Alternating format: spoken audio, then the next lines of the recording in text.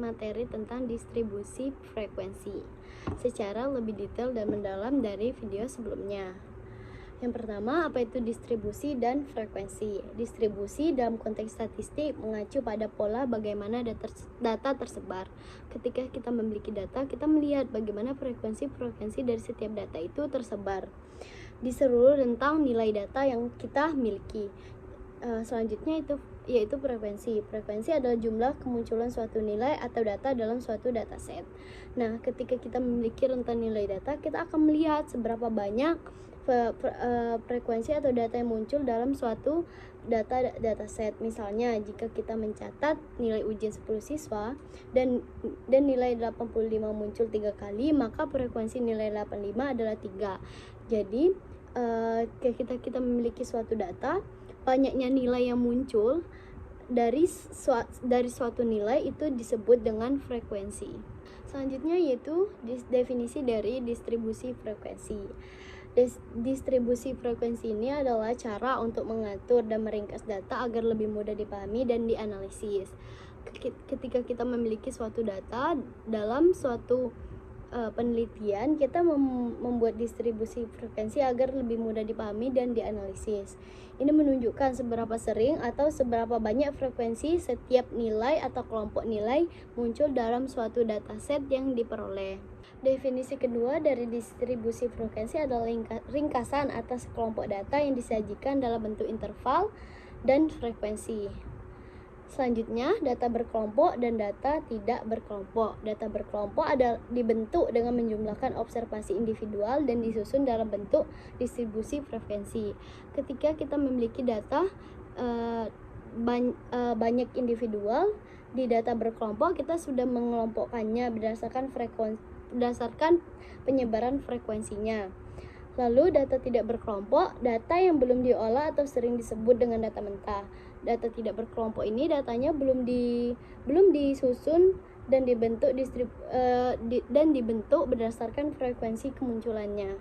Pada tabel 1 ini kita memiliki beberapa data dari usia.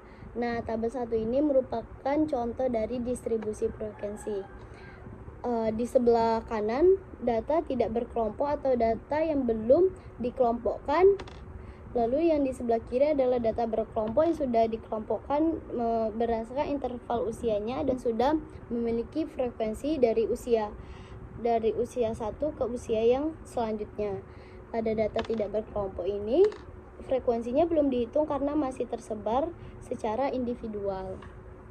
Selanjutnya yaitu jenis-jenis distribusi frekuensi. Distribusi frekuensi tunggal ini digunakan untuk data yang memiliki sedikit variasi nilai. Ketika kita melakukan sebuah penelitian dan kita mendapatkan sedikit variasi nilai, kita dapat menggunakan distribusi frekuensi tunggal, yaitu setiap nilai data dicatat satu persatu beserta frekuensinya. Setiap kita memiliki nilai data, kita mencatat sekaligus dengan jumlah frekuensinya. Selanjutnya yaitu distribusi frekuensi berkelompok. Distribusi frekuensi berkelompok ini digunakan untuk data yang memiliki variasi nilai yang sangat banyak.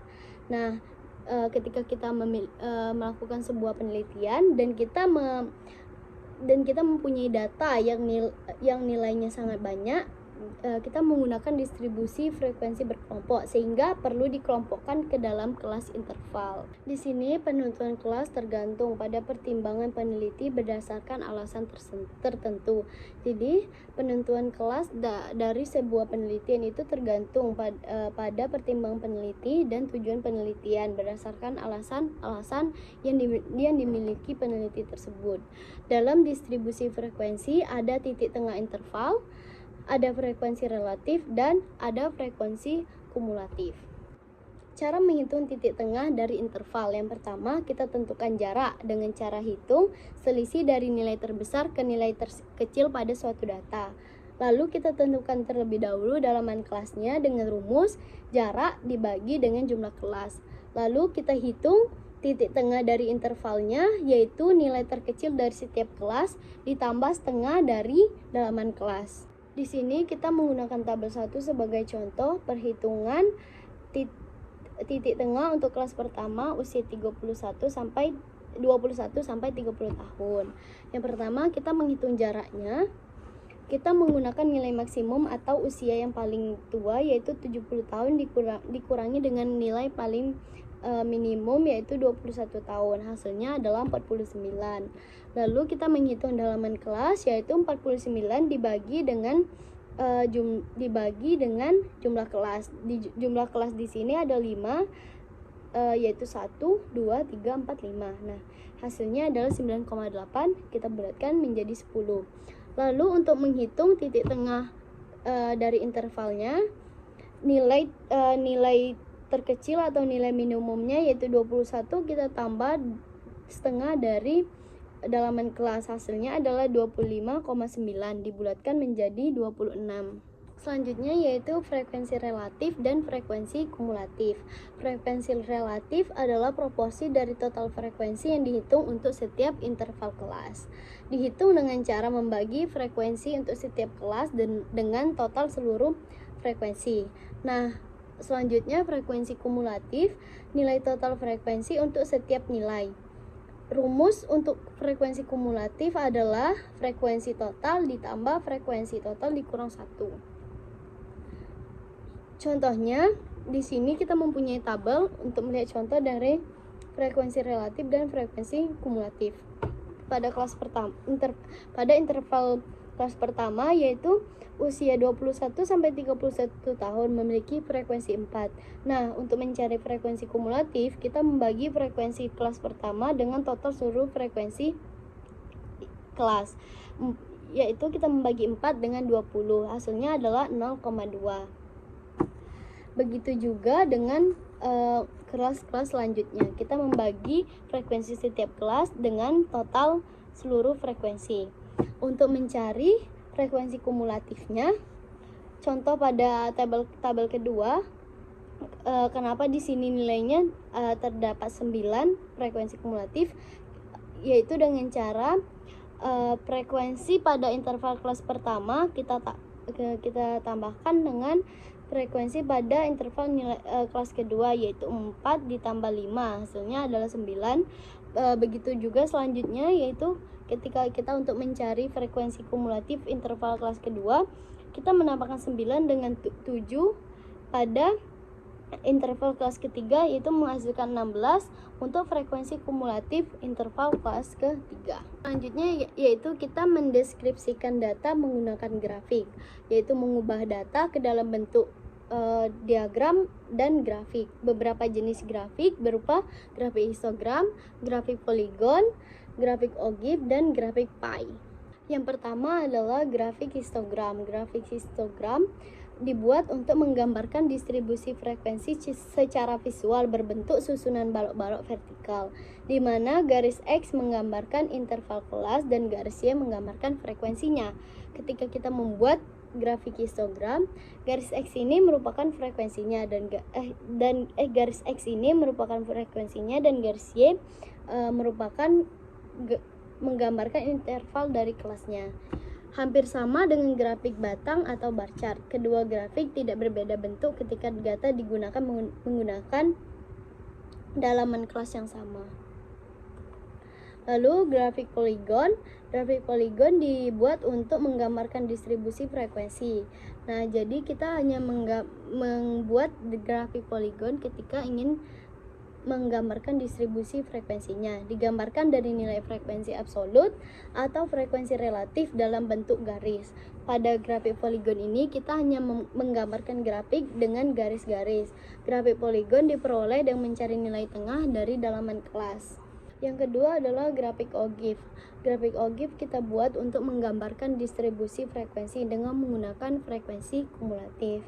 Menggambarkan seberapa banyak atau proporsi dari observasi yang terletak berada di atas atau di bawah batas tertentu.